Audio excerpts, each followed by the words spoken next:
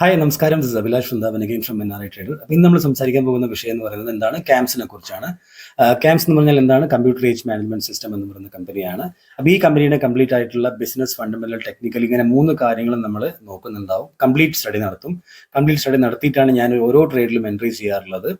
അതുകൊണ്ട് മാത്രമാണ് എനിക്ക് ആ ട്രേഡിനെ ഹോൾഡ് ചെയ്യാനുള്ള എനിക്കൊരു കൺവിക്ഷൻ എനിക്ക് ഉണ്ടാവാറുള്ളത്. ഓക്കെ, അപ്പം നമ്മളിപ്പോൾ ഈ ചാനൽ തുടങ്ങിയിട്ട് ഇപ്പോൾ 4 മാസം കഴിയാനായി. അപ്പോൾ ഈ 4 മാസം കൊണ്ട് നമ്മുടെ യൂട്യൂബിൽ ഇതുവരെ ഞാൻ ഡിസ്കസ് ചെയ്ത സ്റ്റോക്കിൻ്റെ മൊത്തം നോക്കിക്കഴിഞ്ഞാൽ 28.9% ഇപ്പോൾ അപ്പിലാണ് നിൽക്കുന്നത്.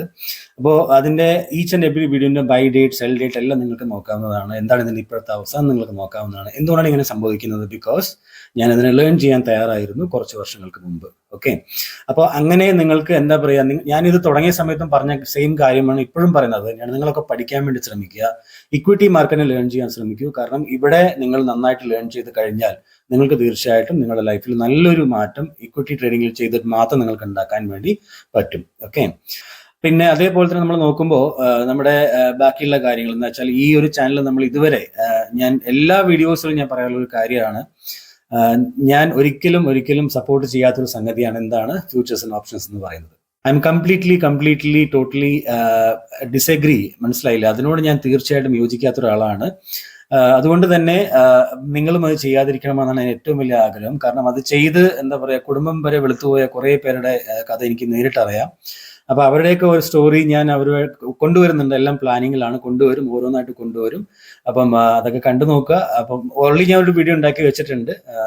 1.5 ലക്ഷം കോടി രൂപ ലോസ് ചെയ്ത ഒരു ഫ്യൂച്ചേഴ്സ് ആൻഡ് ഓപ്ഷൻസിന്റെ ഒരു കഥ ഞാൻ പറഞ്ഞിട്ടുണ്ട്. അത് കണ്ടു നോക്കുക, നമ്മുടെ ചാനലിൽ തന്നെ ഉണ്ട്. അതൊക്കെ കണ്ടിട്ട് നിങ്ങൾക്ക് പിന്നെയും തോന്നുകയാണ്, പിന്നെ എന്താ പറയുക, നിങ്ങൾക്ക് F&O ചെയ്യണമെന്നുണ്ടെങ്കിൽ എനിക്കൊന്നും പറയാനില്ല. F&O ചെയ്ത് പൈസ ഉണ്ടാക്കുന്ന എല്ലാവരോടും എനിക്ക് ബഹുമാനമുണ്ട്. കാരണം അതൊരു ചെറിയ കാര്യമല്ല. അത് അങ്ങനെ ചെയ്ത് പൈസ ഉണ്ടാക്കാൻ പറ്റുന്നുണ്ടെങ്കിൽ അവരൊക്കെ നല്ല കഴിവുള്ള ആൾക്കാർ തന്നെയാണ്. പക്ഷേ അത് കണ്ടിട്ട് പോയിട്ട് എന്താ പറയുക, ഈ കോളേജിൽ നിന്നൊക്കെ ഇറങ്ങുന്ന യങ് ആയിട്ടുള്ള ആൾക്കാരൊക്കെ പോയിട്ട് 10,000-15,000 രൂപ സാലറി കിട്ടുന്ന ആൾക്കാരൊക്കെ പോയിട്ട് ആ പൈസ വെച്ചിട്ട് ഒറ്റ ദിവസം കൊണ്ട് അത് 30,000 ആക്കാം, 40,000 ആക്കാം, 1 ലക്ഷം ആക്കാം എന്നുള്ള ആ ഒരു മിഥ്യാധാരണയിൽ പോയിട്ട് പൈസ കളയുന്ന ആൾക്കാരോട് എനിക്ക് പറയാനുള്ളത്, നിങ്ങളത് ചെയ്യാതിരിക്കുക. അതിന് പകരം നിങ്ങൾ ഇക്വിറ്റിനെ ലേൺ ചെയ്യുക. നിങ്ങൾക്കൊരു നല്ല വെൽത്ത് ഇവിടുന്ന് ക്രിയേറ്റ് ചെയ്യാൻ പറ്റും. Okay, so with this note let's go to the video. ക്യാംസിന്റെ ബിസിനസിനെ കുറിച്ച് പറയുമ്പോൾ, ക്യാംസ് എന്ന് പറഞ്ഞാൽ എന്താണ്, ബേസിക്കലി ഇത് മ്യൂച്വൽ ഫണ്ട് ഇൻഡസ്ട്രിയുമായിട്ട് ഡയറക്റ്റ് ആയിട്ട് കണക്ട് ആയിട്ടുള്ള ഒരു ബിസിനസ്സാണ് ക്യാംസിന്റെ business. Why? Because mutual fund ഇൻഡസ്ട്രിക്ക് ഫൈനാൻഷ്യൽ ഇൻഫ്രാസ്ട്രക്ചർ കൊടുത്തിട്ട്, എന്താണ് ഫൈനാൻഷ്യൽ ഇൻഫ്രാസ്ട്രക്ചർ?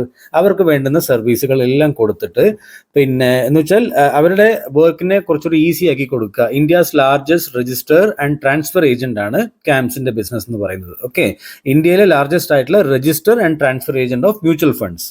ഓക്കെ, അപ്പോൾ ഇന്ത്യയിലെ 69% ഷെയർ ഹോൾഡിംഗ് ചെയ്യുന്നത് ക്യാംസ് ആണ്.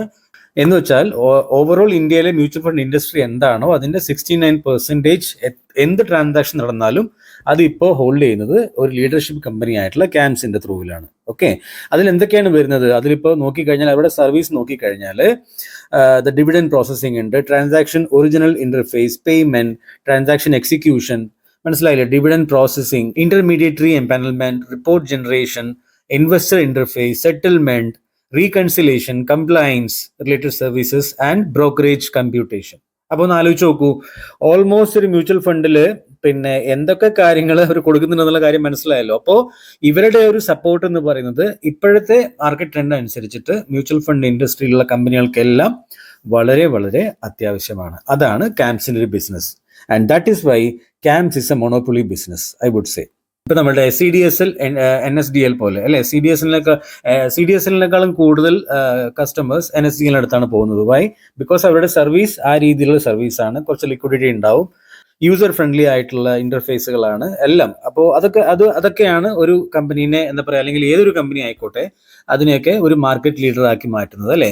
അപ്പൊ അതിൽ പെടുന്ന ഒരു കമ്പനിയാണ് ക്യാംസ് എന്ന് പറയുന്ന കമ്പനി. കാരണം ഇവർക്ക് വലുതായിട്ടുള്ള ഇപ്പോൾ കോമ്പറ്റീറ്റേഴ്സ് അങ്ങനെ ഇല്ല എന്ന് പറയാൻ പറ്റില്ല. പക്ഷെ അതിൽ തന്നെ 69% ഹോൾഡ് ചെയ്യുന്ന ഒരു കമ്പനി ആയതുകൊണ്ട് തന്നെ മാർക്കറ്റ് ഷെയറിനെ, so they are one of a kind of എന്താ പറയുക, മൊണോപ്പൊളി ബിസിനസ് എന്ന് തന്നെ നമുക്ക് പറയാം. മറ്റൊരു പ്രധാനപ്പെട്ട സർവീസ് എന്താണ് ഇവർ കൊടുക്കുന്നത്? KYC സർവീസ് ആണ് അല്ലേ. നമ്മളിപ്പോൾ പുതിയ ഇപ്പോൾ ഈവൻ ഡിമാറ്റ് അക്കൗണ്ട് ആയിക്കോട്ടെ ഓപ്പൺ ചെയ്യുമ്പോൾ നമ്മൾ KYC സർവീസ്, വീഡിയോ കോൾ അങ്ങനെയൊക്കെ വിളിച്ചിട്ട് നമുക്ക് ആ ഒരു 10 മിനിറ്റ് കൊണ്ട് എല്ലാ പരിപാടിയും കഴിക്കുന്ന ഒരു സംഭവം ഉണ്ടല്ലോ, അതിന്റെ സർവീസ് കൊടുക്കുന്ന ഇവരാണ്. അതിൽ തന്നെ AI എംബെഡഡ് ആയിട്ടുള്ള സർവീസുകൾ ഇവർ കൊടുക്കുന്നുണ്ട്. Okay, on board customers instantly. അപ്പോൾ അതൊക്കെ ചെയ്യുന്ന അതിന്റെ സർവീസുകൾ കൊടുക്കുന്ന ഒരു കമ്പനിയാണ് ക്യാംസ് എന്ന് പറയുന്നത്. അപ്പോൾ അതിൽ തന്നെ നോക്കിക്കഴിഞ്ഞാൽ ഇൻഷുറൻസിലുണ്ട്, fintech, brokerage, wallets and payment banks. The company has 18 million KYC records. ഒന്ന് ആലോചിച്ച് നോക്കും, 18 മില്യൺ KYC റെക്കോർഡ്സ് ആണ് ഇവരുടെ ത്രൂ പോയേക്കുന്നത്. അപ്പോൾ 18 മില്യൺ KYC റെക്കോർഡ്സ് ഉള്ളത് കൊണ്ട് തന്നെ അതൊരു പുതിയ ബിസിനസ് ആയിട്ട് മാറി. എന്താണത്? Fintech, brokerage, wealth advisers and also mutual fund beyond CAMS universe. അപ്പോൾ പുതിയ പുതിയ ഇതിലേക്ക് ഇവർ മാറിക്കൊണ്ടിരിക്കുകയാണ്. മറ്റൊരു സംഭവം എന്താണ്? ക്യാംസ് പേ. ക്യാംസ് പേ എന്ന് പറഞ്ഞാൽ എന്താണ്? UPI പേ. ബേസിക്കലി നമ്മളൊക്കെ എല്ലാ ദിവസവും ഉപയോഗിക്കുന്ന ഒരു സംഗതിയാണ് UPI പേ എന്ന് പറയുന്നത്. It has A 50% above market share in mutual fund ecosystem. 2 lakh plus UPI auto pay mandate registration. 2 ലക്ഷത്തിൽ കൂടുതൽ UPI auto pay mandate registration ആയിട്ടുണ്ട്. പിന്നെ 5,000 crore plus worth of monthly transaction. 5,000 കോടി രൂപ മന്ത്ലി ട്രാൻസാക്ഷൻ അതിൽ കൂടെ നടക്കുന്നുണ്ട്. ഓക്കെ, അപ്പോൾ അതാണ് ക്യാംസ് പേ എന്ന് പറയുന്നത്. Like that so many things they are doing. CAMS rep എന്ന് പറഞ്ഞാൽ എന്താണ്? Provide insurance repository services. അതൊരു ക്യാംസ് റെപ്പ് എന്ന് പറയുന്ന ഒരു സംഭവം അവിടെ ചെയ്യുന്നുണ്ട്. ക്യാംസ് CRA എന്ന് പറഞ്ഞാൽ എന്താണ്? It's industry first NPS CRA platform on cloud, അല്ലേ? നമ്മളുടെ നാഷണൽ പെൻഷൻ സ്കീമിലൊക്കെ വരുന്ന ആ സംഭവങ്ങൾ, ഓക്കെ, അതും കൊടുക്കുന്നുണ്ട്. അതേപോലെ തന്നെ തിങ്ക് 360 AI, ഇതൊരു പുതിയ സംഭവമാണ്. എന്താണ്? It's A data science and AI technologies synchronised with CAMS. Think 360 AI എന്ന് പറഞ്ഞാൽ ഒരു AI ബേസ്ഡ് ആയിട്ടുള്ള ടെക്നോളജിയാണ്. അത് ക്യാംസുമായിട്ട് ലിങ്ക് ചെയ്തിട്ടുണ്ട്. അതുകൊണ്ട് മാത്രം അവർക്ക് 100+ ക്ലയൻസ് ഇൻക്ലൂഡിങ് 10+ ഇൻ ഇപ്പൊ ലാസ്റ്റ് ക്വാർട്ടറിൽ വന്നപ്പോൾ 10 ക്ലയൻസ് അതുകൊണ്ട് മാത്രം വന്നിട്ടുണ്ട്. അങ്ങനെ നോക്കിക്കഴിഞ്ഞാൽ ഒരു എന്താ പറയുക, എല്ലാവർക്കും ആവശ്യമുള്ള, ഈ ഇൻഡസ്ട്രിയിലെ എല്ലാവർക്കും ആവശ്യമുള്ള ഒരു സൂപ്പർബ് ആയിട്ടുള്ള ബിസിനസ് മോഡലാണ് ക്യാംസ് എന്ന് പറയുന്നത്. അതുകൊണ്ട് തന്നെയാണ് ഇവര് ഒരു മാർക്കറ്റ് ലീഡർ എന്ന് ഞാൻ പറയുന്നത്. ഓക്കെ, ബാക്കി കുറച്ചുകൂടെ കാര്യങ്ങൾ ഞാൻ സെർച്ച് ചെയ്ത് നോക്കിയപ്പോൾ എനിക്ക് മനസ്സിലായത് അവരുടെ ഇന്റർനാഷണൽ എക്സ്പാൻഷൻ ഉണ്ടാവാനുള്ള സാധ്യത എന്തായാലും ഉണ്ട്. കാരണം ഇപ്പൊ അവർ ഡോമിനേറ്റ് ചെയ്യുന്നത് ഇന്ത്യൻ മാർക്കറ്റിനെയാണ്. പക്ഷേ ഇന്റർനാഷണൽ എക്സ്പാൻഷൻ സൗത്ത് ഈസ്റ്റ് ഏഷ്യയിലും മിഡിൽ ഈസ്റ്റിലും ആഫ്രിക്കയിലും ഒക്കെ ഇവരെത്താനുള്ള ഇവരുടെ പരിപാടികൾ ഇവർ ചെയ്യുന്നുണ്ട്. അതൊരു കാര്യം എനിക്ക് മനസ്സിലായിരുന്നു. ഇപ്പോഴുള്ള അവരുടെ ഇൻഫ്രാസ്ട്രക്ചറും അവരുടെ ആ ഒരു നമ്പർ ഓഫ് കസ്റ്റമേഴ്സും എല്ലാം കൊണ്ട്, അവരുടെ ഡാറ്റ അവരുടെ അടുത്തുള്ളത് കൊണ്ട് അവർക്ക് ഇനി മറ്റുള്ള ബിസിനസ്സുകളിലേക്ക് മാറാൻ വളരെ വളരെ എളുപ്പമാണ്, അല്ലേ? പുതിയതായിട്ടൊന്നും ചെയ്യേണ്ട. they can leverage their customer base basically, അല്ലെ? അത് അങ്ങനെ ചെയ്യാൻ പറ്റും, സുഖമായിട്ട് ചെയ്യാൻ പറ്റും.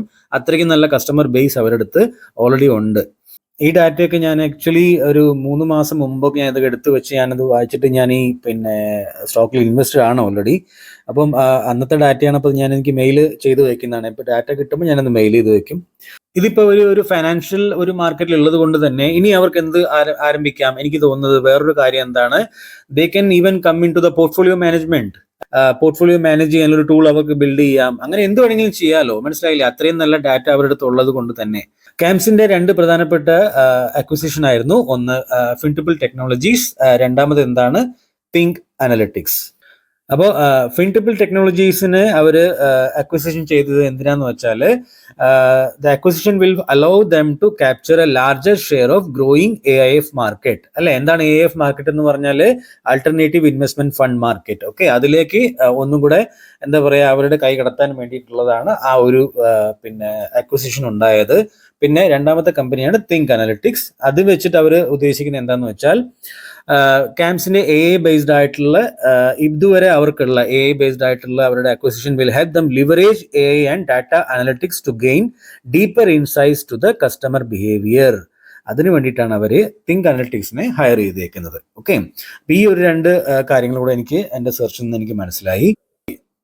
മ്യൂച്വൽ ഫണ്ട് അസറ്റ് റാങ്കിങ്ങിൽ ഏഷ്യയിലെ ഞാൻ എടുത്ത് നോക്കുമ്പോൾ 2000 തൊട്ട് 2020 വരെയുള്ള റാങ്കിങ് നോക്കുമ്പോൾ അവൈലബിൾ ഡാറ്റ വെച്ച് നോക്കിയപ്പോൾ 10ാമത്തെ സ്ഥാനമാണ് ഇന്ത്യക്ക് ഉണ്ടായിരുന്നത്. ഓക്കെ, ആൻഡ് ചൈനയ്ക്ക് ഉണ്ടായിരുന്നത് 9ാമത്തെ സ്ഥാനമാണ്. റൈറ്റ്, 2007 ടു 2020 വരെ. അപ്പൊ 2020 വരെയുള്ള കണക്ക് തന്നെ വെച്ചോളൂ.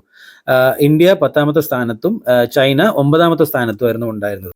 ഇതിപ്പോ 2023 ന്യൂസാണ്, 28 ഡിസംബറിലെ ന്യൂസാണ്. India mutual fund industry outpaces global peers with 19% asset growth, leaving behind US, Japan and China. മനസ്സിലാവുന്നുണ്ടോ? ഇന്ത്യ ഏത് രീതിയിലാണ് മുമ്പോട്ട് പോകുന്നത് എന്ന് നമുക്ക് എന്താ പറയുക, നമ്പേഴ്സ് വെച്ചിട്ട് നമുക്ക് ആൾക്കാർ എന്ത് പറയുന്നു, ന്യൂസിൽ എന്ത് പറയുന്നു, മനസ്സിലായില്ലേ? അതൊന്നും നോക്കിയിട്ട് കാര്യമില്ല. എന്താണ് നമ്പേഴ്സ് നമ്മളോട് പറയുന്നത്? അത് നമ്മൾ നോക്കിയാൽ തന്നെ നമുക്ക് കാര്യങ്ങൾ വ്യക്തമാവും. Where are we standing. അങ്ങനെ മനസ്സിലാക്കിയാൽ മാത്രമാണ് നമുക്ക് സ്റ്റോക്ക് മാർക്കറ്റിൽ നിന്ന് പൈസ ഉണ്ടാകാൻ പറ്റുള്ളൂ. അപ്പോൾ നമുക്ക് ബിസിനസ്സിനെ കുറിച്ചുള്ള നല്ലൊരു ഓവർവ്യൂ എനിക്ക് കിട്ടിയിട്ടുണ്ട് അല്ലേ. പിന്നെ എന്തായാലും ഗ്രോ ചെയ്യാൻ പോകുന്ന ബിസിനസ്സാണ്, നല്ല രീതിയിൽ ഗ്രോ ആകാൻ പോകുന്ന ബിസിനസ് തന്നെയാണ് ക്യാമ്സിന്റെ ബിസിനസ് എന്നാണ് എൻ്റെ ഒരു പഠനം എനിക്ക് മനസ്സിലാക്കി തരുന്നത്. അപ്പോൾ ഇങ്ങനെയൊക്കെ ആണെങ്കിൽ കൂടി 14,400 കോടി രൂപ മാത്രം മാർക്കറ്റ് ക്യാപ്പ് ഉള്ള ഒരു കമ്പനിയാണ് ഇപ്പോൾ ക്യാമ്സ് എന്ന് പറയുന്നത്. ഓക്കെ, അപ്പോൾ അതിൻ്റെ ബാക്കിയുള്ള കാര്യങ്ങൾ, ഫൈനാൻഷ്യൽ നമ്പേഴ്സ് എല്ലാം ഞാൻ നോക്കിയിട്ടുള്ളതാണ്. നിങ്ങൾക്ക് വേണ്ടി ഒന്നുകൂടെ ഞാനൊന്ന് റിവ്യൂ ചെയ്ത് പറഞ്ഞുതരാം. ഇപ്പോഴത്തെ എൻ്റെ PE വാല്യുവേഷൻ ഒക്കെ നോക്കിക്കഴിഞ്ഞാൽ നല്ലൊരു PEയിൽ അതിൻ്റെ ഒരു 40-40 PEയിലാണ്, 40 തൊട്ട് 50 PEയിലാണ് ഈ കമ്പനിയുടെ ലോവസ്റ്റ് വാല്യുവേഷൻ എന്നൊക്കെ പറയുന്നത്. അപ്പം അവിടെയാണ് ഇപ്പോൾ അത് വർക്ക് ചെയ്യുന്നതും. So that is completely fine. ഇതൊക്കെ എൻ്റെ ഒരു കൺവിക്ഷൻ ആണ് കേട്ടോ. നിങ്ങൾക്ക് ഞാനുള്ള buy or sell recommendation totally അല്ല. നിങ്ങൾ കാര്യങ്ങൾ മനസ്സിലാക്കുക, പഠിക്കാൻ വേണ്ടി ശ്രമിക്കുക. അതിനാണ് നമ്മൾ ശ്രമിക്കേണ്ടത്.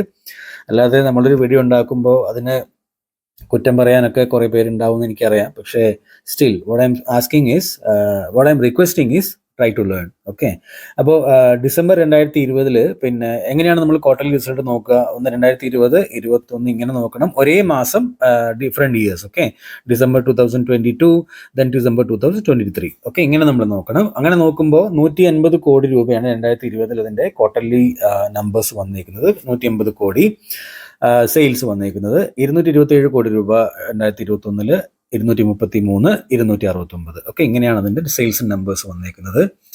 നെറ്റ് പ്രോഫിറ്റ് വന്നേക്കുന്നത് 74 കോടി രൂപ, 72 കോടി രൂപ, 71 കോടി രൂപ. ദെൻ ഇപ്പോൾ 86 crore highest ever net profit ഇപ്പോൾ വന്നിട്ടുണ്ട് ക്വാർട്ടർ ഓൺ ക്വാർട്ടർ ബേസിസിൽ. ദെൻ സെയിൽസ് നമ്മൾ നോക്കുമ്പോൾ സെയിൽസ് 273 കോടി രൂപ. പ്രോഫിറ്റ് ആൻഡ് ലോസ് സ്റ്റേറ്റ്മെന്റ് നമ്മൾ നോക്കുമ്പോൾ എപ്പോഴും അടുത്തടുത്തുള്ള നമ്പറുമായിട്ട് നമ്മൾ കമ്പയർ ചെയ്യണം. അങ്ങനെ കമ്പയർ ചെയ്യുമ്പോൾ 273 കോടി രൂപ എന്ന 2012 സെയിൽസ് ആണ് ഇപ്പോൾ 1004 കോടി രൂപ ട്രെയിലിംഗ് 12 മന്തിൽ തന്നെ വന്നിട്ടുണ്ട്. So that's A highest ever number. Then net profit നമ്മൾ നോക്കുമ്പോൾ 51 കോടി രൂപ ഇവിടെ കാണിക്കുന്നുണ്ട്. 51 കോടി രൂപ നെറ്റ് പ്രോഫിറ്റിൽ ഉണ്ടായിരുന്ന കമ്പനി ഇപ്പോൾ 312 കോടി രൂപ നെറ്റ് പ്രോഫിറ്റ് ആയിട്ട് ഹയസ്റ്റ് എവർ ആയിട്ട് കാണുന്നുണ്ട്. ഓക്കെ, പിന്നെ വേറൊരു കാര്യം ഇവിടെ നോക്കാനുള്ള എന്താണ്, ബാലൻസ് ഷീറ്റിൽ റിസർവ് നമ്മൾ നോക്കിക്കഴിഞ്ഞാൽ, കമ്പനിയുടെ സ്വന്തം പൈസ നോക്കിക്കഴിഞ്ഞാൽ 169 കോടി രൂപ സ്വന്തം പൈസ ഉണ്ടായിരുന്ന കമ്പനിക്ക് ഇപ്പോൾ ഉള്ളത് 750 കോടി രൂപ ഹയസ്റ്റ് എവർ റിസർവ് കമ്പനിയുടെ അടുത്തുണ്ട്. Borrowing is nothing. 80 കോടി രൂപ മാത്രമാണ് കമ്പനിക്ക് കടമുള്ളത്. ഓക്കെ, പിന്നെ കമ്പനിയുടെ ബാക്കിയുള്ള കാര്യങ്ങൾ എന്താണ്, ടോട്ടലി ഒരു നല്ലൊരു സൂപ്പർബായിട്ടുള്ള ഒരു എന്താ പറയുക സ്ട്രക്ചറിലാണ് ഇതിൻ്റെ ഫിനാൻഷ്യൽ നമ്പേഴ്സ് കിടക്കുന്നത്. പിന്നെ ക്യാഷ് ഫ്ലോ നോക്കിക്കഴിഞ്ഞാൽ നെറ്റ് പ്രോഫിറ്റിൽ വരുന്ന പൈസ ക്യാഷ് ഫ്ലോയിലേക്ക് വരുന്നുണ്ടോ എന്ന് വെച്ചാൽ യെസ്, തീർച്ചയായിട്ടും വരുന്നുണ്ട്. So that is completely fine. ഏറ്റവും വലിയൊരു പ്രശ്നമായിട്ട് ഇവിടെ കാണുന്നത് promoter great terrain investment exits CAMS for S 2700 crore 2700 കോടി രൂപ വാല്യുവേഷൻ ഉണ്ടായിരുന്ന പ്രൊമോട്ടർ ക്യാമ്സിൽ നിന്ന് എക്സിറ്റ് ആയി. ഓക്കെ, ഇതാണ് ഏറ്റവും വലിയൊരു ന്യൂസ്. അത് കാരണം ഷെയർ പ്രൈസ് ഒരുപാട് താഴേക്ക് വന്നിരുന്നു. ഇതിനെക്കുറിച്ച് ഞാൻ നോക്കിയപ്പോൾ എനിക്ക് മനസ്സിലായ ഒരു കാര്യം എന്താണ്, ഇപ്പം നമ്മൾ കാണുന്ന HDFC ബാങ്ക് ആണ് അല്ലേ. HDFC ബാങ്കിന്റെ ഫൈനാൻഷ്യൽ നമ്പേഴ്സ് നമ്മൾ താഴെ പോയി നോക്കുമ്പോൾ ഇവിടെ ആരെങ്കിലും ഉണ്ടോ പ്രൊമോട്ടർ? ഇവിടെ ഉണ്ടോ പ്രൊമോട്ടർ? ഉണ്ടോ? ഇവിടെ ആരുമില്ല അല്ലേ. പ്രൊമോട്ടർ 0 ആണ്. റൈറ്റ്, ആ കമ്പനി തകർന്നില്ലല്ലോ. ഇവിടം വരെ പ്രൊമോട്ടർ ഉണ്ടായിരുന്നു, അത് കഴിഞ്ഞ് പ്രൊമോട്ടറിൻ്റെ അടുത്ത് ഒന്നും ഇല്ലാണ്ടായി. അതുകൊണ്ട് എന്തായാലും കമ്പനിക്ക് എന്തെങ്കിലും പറ്റിയോ? ഒന്നും പറ്റിയിട്ടില്ല. ഇത് ബേസിക്കലി സംഭവിക്കുന്നത് എന്താണ്, ക്യാമ്സിന്റെ പ്രൊമോട്ടേഴ്സിന് ഇപ്പോൾ ഈ കമ്പനി വേണ്ട, ആ കമ്പനിയിൽ പ്രവർത്തിക്കാൻ അവർക്ക് താല്പര്യമില്ലെങ്കിൽ, അല്ലെങ്കിൽ അതിൻ്റെ ആരായിരുന്നോ പ്രൊമോട്ടർ, ആ കമ്പനിയിൽ അവർക്ക് തുടരാൻ താല്പര്യമില്ലെങ്കിൽ അവർ ആ കമ്പനീനെ സ്ട്രോങ് ഹാൻഡ്സിലേക്ക് തന്നെ അല്ലേ, അവരെക്കാളും നല്ല ആൾക്കാർക്കാണ് ആ കമ്പനി വിൽക്കുക ബേസിക്കലി. അല്ലാതെ പിന്നെ മറ്റൊന്നും അവിടെ സംഭവിക്കാനില്ല. അപ്പോൾ നമ്മൾ പിന്നെയും തിരിച്ച് നമ്മൾ ക്യാമ്സിന്റെ ഇതിലേക്ക് വന്നു. അവിടെ നിന്ന് പ്രൊമോട്ടേഴ്സ് അതിന് സെല്ല് ചെയ്തു അല്ലേ. ഇവിടെ കണ്ട് പ്രൊമോട്ടർ സെല്ല് ചെയ്തു. അപ്പം ഗ്രേറ്റ് ടെറൈൻ ഇൻവെസ്റ്റ്മെന്റ് ആണ് അത് മൊത്തത്തിൽ സെല്ല് ചെയ്തേക്കുന്നത്. പക്ഷേ അങ്ങനെ നോക്കുമ്പോൾ താഴെ നമ്മൾ നോക്കിക്കഴിഞ്ഞാൽ എന്താണ് ഇവിടെ മനസ്സിലാവുന്നത്, FIIസിന്റെ അടുത്ത് 35% ഉണ്ടായിരുന്നുള്ളൂ. അവരുടെ അടുത്ത് ഇപ്പോൾ എത്രയാണ്? 47% ഉണ്ട്. DISന്റെ അടുത്ത് ഇപ്പൊ എത്ര ശതമാനം ഉണ്ടായിരുന്നു? 11% ഉണ്ടായിരുന്നുള്ളൂ. അവരുടെ അടുത്ത് ഇപ്പൊ 23% ആയിട്ടുണ്ട്. പബ്ലിക്കിന്റെ അടുത്ത് ഇപ്പൊ എത്ര ശതമാനം ഉണ്ട്? പബ്ലിക്കിന്റെ അടുത്ത് ഇപ്പോൾ ഉള്ളത് 29% പബ്ലിക്കിന്റെ കയ്യിലുണ്ട്. അതിൽ തന്നെ ഒരു 3% പോയി കഴിഞ്ഞാൽ 25%, അല്ലെങ്കിൽ 25-ൽ കുറച്ചുകൂടെ കൂടുതൽ ശതമാനത്തോളം പബ്ലിക്കിന്റെ കയ്യിലുണ്ട്. അതാണ് ഇപ്പൊ സംഭവിച്ചേക്കുന്നത്. ഓക്കെ, അപ്പൊ ഇതിന്റെ FIIസിൽ നോക്കിക്കഴിഞ്ഞാൽ ഇതൊക്കെ ആരാ വാങ്ങിച്ചേക്കുന്നത്? നല്ല നല്ല ഇൻവെസ്റ്റേഴ്സ് തന്നെയാണ് വാങ്ങിച്ചേക്കുന്നത്. ഫെഡിലിറ്റി ഇൻവെസ്റ്റ്മെന്റ് ഉണ്ട്, അങ്ങനെ നോക്കി എല്ലാം ഞാൻ വായിക്കാൻ പോകുന്നില്ല. JP Morgan is there, അങ്ങനെ കുറേ പേര് അത് വാങ്ങിച്ചിട്ടുണ്ട്. സോ ഇനിയിപ്പോൾ എന്താണ് അവരുടെ രീതിയിൽ ഇനി ആ കമ്പനി നന്നായിട്ട് വളരും. കാരണം അതൊക്കെ വാങ്ങിക്കുന്ന ആൾക്കാരാണ്. ലൈഫ് ഇൻഷുറൻസ് കോർപ്പറേഷൻ അവിടെ 3% ഉണ്ട്. അപ്പോൾ ഇവർക്കൊക്കെ എക്സ്പീരിയൻസ് ഇല്ലാത്ത ആൾക്കാരല്ലല്ലോ, ഇവരൊന്നും ബിസിനസ് അറിയാത്ത ആൾക്കാരല്ല അല്ലേ. അപ്പോൾ തീർച്ചയായിട്ടും അവരങ്ങോട്ട് ഇനിയും നല്ല രീതിയിൽ ഇതിനെ മുമ്പോട്ട് കൊണ്ടുപോകാനുള്ള കാര്യങ്ങൾ ഈ കമ്പനിയിൽ ചെയ്യും, അത്രേ ഉള്ളൂ. അപ്പോൾ ന്യൂസ് കണ്ട് പേടിക്കേണ്ട കാര്യമൊന്നുമില്ല. ഓക്കെ, ഞാൻ പേടിക്കാറില്ല. അപ്പം ഈ രീതിയിൽ മാർക്കറ്റിനെ എങ്ങനെ നിങ്ങൾക്ക് കാണാൻ പറ്റും, എങ്ങനെ നിങ്ങൾ സ്വന്തമായിട്ട് തന്നെ ഇൻഡിപെൻഡൻ്റ് ആയിട്ട് ഒരു പുതിയ കമ്പനീനെ സെലക്ട് ചെയ്യാൻ നിങ്ങളെ പ്രാപ്തരാക്കാൻ വേണ്ടിയിട്ടുള്ള ഒരു വെബ്സൈറ്റാണ് എൻ്റെ ഈ വെബ്സൈറ്റ്. ഇതിൽ നിങ്ങൾ നോക്കിക്കഴിഞ്ഞാൽ NRI Trader മലയാളം എന്നാണ് വെബ്സൈറ്റിൻ്റെ പേര്. അതിൽ തന്നെ നിങ്ങൾ ഇതിൽ തന്നെ എൻ്റെ കോഴ്സ് ഉണ്ട്. അപ്പോൾ അതിനകത്ത് ടെസ്റ്റിമോണിയലിൽ വന്ന് നമ്മൾ ക്ലിക്ക് ചെയ്ത് കഴിഞ്ഞാൽ എൻ്റെ ഈ കോഴ്സ് അറ്റൻഡ് ചെയ്തിട്ട് ഉപകാരം കിട്ടിയിട്ടുള്ള ഒരുപാട് പേരുടെ റിവ്യൂസ് നിങ്ങൾക്ക് ഇവിടെ കാണാൻ വേണ്ടി പറ്റുന്നുണ്ടാവും. അതൊക്കെ നിങ്ങൾക്ക് ഇവിടെ കാണാം. ഓക്കെ, അപ്പോൾ ആ രീതിയിൽ നിങ്ങൾക്ക് അതൊക്കെ ഒന്ന് എന്താ പറയുക എല്ലാം നിങ്ങളൊന്ന് കണ്ടിട്ട് നിങ്ങൾക്ക് എന്താ പറയുക ആഗ്രഹമുണ്ടെങ്കിൽ തീർച്ചയായിട്ടും നിങ്ങൾക്ക് ഈ വെബ്സൈറ്റിലേക്ക് വരാം. ഇതിൻ്റെ ലിങ്ക് എൻ്റെ ഡിസ്ക്രിപ്ഷൻ ബോക്സിലുണ്ട്. അപ്പം എല്ലാം കണ്ടു നോക്കുക. നിങ്ങൾക്ക് താല്പര്യം ഉണ്ടെങ്കിൽ തീർച്ചയായിട്ടും നിങ്ങൾക്കത് അറ്റൻഡ് ചെയ്യാവുന്നതാണ്. ചെയ്ത എല്ലാവർക്കും ഇതുവരെ നല്ല ഉപയോഗം കിട്ടിയിട്ടുണ്ട്. ഓക്കെ, എനിക്ക് അത്രേ പറയാനുള്ളൂ. ഇനി എനിക്ക് നോക്കാനുള്ളത് എൻ്റെ ടെക്നിക്കലായിട്ട് ഇതിനകത്ത് എന്തെങ്കിലും എനിക്ക് കിട്ടുന്നുണ്ടോ ഇല്ലയോ എന്നുള്ള കാര്യം ഒന്ന് നോക്കണം. അപ്പോൾ അങ്ങനെ നോക്കുമ്പോൾ എനിക്ക് മനസ്സിലാവണത് എനിക്കിവിടെ ഇപ്പം ഏകദേശം ഒരു 4000 ലെവൽ വരെയൊക്കെ ഇത് ഈ സ്റ്റോക്ക് പ്രൈസ് മുകളിലേക്ക് പോകാൻ സാധ്യത ഉണ്ടെന്നാണ് ഞാൻ പറയുന്നത്. ഇതൊന്നും എൻ്റെ എന്താ പറയുക എൻ്റെ ഞാൻ ഈ പറയുന്ന റെക്കമെൻഡേഷനായിട്ട് നിങ്ങൾ ഒരിക്കലും കണക്ക് കൂട്ടരുത്. നിങ്ങൾക്ക് കൺവിക്ഷൻ ഉണ്ടെങ്കിൽ മാത്രം നിങ്ങൾ ട്രേഡ് ചെയ്യുക. ഞാൻ പറയുന്ന കേട്ടിട്ട് ഒരിക്കലും നിങ്ങൾ ട്രേഡ് ചെയ്യാൻ നിൽക്കരുത്. ഞാൻ പറയുന്ന കേട്ടിട്ട് നിങ്ങൾ ഒന്നെങ്കിൽ പഠിക്കാൻ ശ്രമിക്കുക, അല്ലെങ്കിൽ ഈ വീഡിയോ ഒന്ന് ലൈക്ക് ചെയ്യുക, അല്ലെങ്കിൽ സബ്സ്ക്രൈബ് ചെയ്യുക, ഒരാൾക്ക് ഷെയർ ചെയ്ത് കൊടുക്കുക. ഇത് മാത്രം നിങ്ങൾ ചെയ്യുക. ഞാൻ പറയുന്നത് കേട്ട് ഒരിക്കലും നിങ്ങൾ സ്റ്റോക്ക് വാങ്ങിക്കാനോ വിൽക്കാനോ നിൽക്കരുത്. Okay, I am not qualified enough to suggest you to buy or sell a stock. ഞാനൊരു സെബി രജിസ്റ്റേർഡ് ആയിട്ടുള്ള റിസർച്ച് അനലിസ്റ്റ് അല്ല. ഓക്കെ, അത് ആ കാര്യം എപ്പോഴും മനസ്സിലുണ്ടാവണം. These are my theory. ഇതെല്ലാം എൻ്റെ ഒപ്പീനിയനാണ്. അത് നിങ്ങൾക്ക് എന്താ പറയുക സെർച്ച് ചെയ്ത് നോക്കുക. നിങ്ങൾക്ക് കാര്യങ്ങൾ മനസ്സിലാവുന്നുണ്ടെങ്കിൽ നിങ്ങൾ തീർച്ചയായിട്ടും നിങ്ങളുടെ സ്വന്തം ഡിസിഷൻ എടുക്കാൻ വേണ്ടി ശ്രമിക്കുക. അപ്പോൾ എൻ്റെ ടാർഗറ്റ് എന്ന് പറയുന്നത് ഒരു 4000 ലെവൽ വരെയൊക്കെ ഞാൻ ഇതിനെ ഹോൾഡ് ചെയ്യും. എക്സാക്ട്ലി 3900 ആണ് എൻ്റെ ലെവൽ വരുന്നത്. അവിടെ വരെ ഞാനിതിനെ ഹോൾഡ് ചെയ്യുന്നുണ്ടാവും. ഈ ടാർഗറ്റ് വരെ ഇപ്പോൾ ഈ സ്റ്റോക്ക് പ്രൈസ് എപ്പോൾ എത്തുന്നു ചോദിച്ചാൽ അത് ദൈവത്തിന് മാത്രമേ അറിയത്തുള്ളൂ. എൻ്റെ ടാർഗറ്റ് എനിക്കറിയാം, അത് 33%. അത് ഇനിയിപ്പോൾ 1 വർഷം കഴിഞ്ഞെത്തിയാലും ശരി, അടുത്ത ദിവസം എത്തിയാലും ശരി, 2 വർഷം കഴിഞ്ഞാലും ശരി, ഞാൻ ഇതിനെ ഹോൾഡ് ചെയ്യും. എനിക്കത് മാത്രമേ അറിയത്തുള്ളൂ. ഓക്കെ, സോ അതാണ്. So thank you so much guys. I will see with another video. By.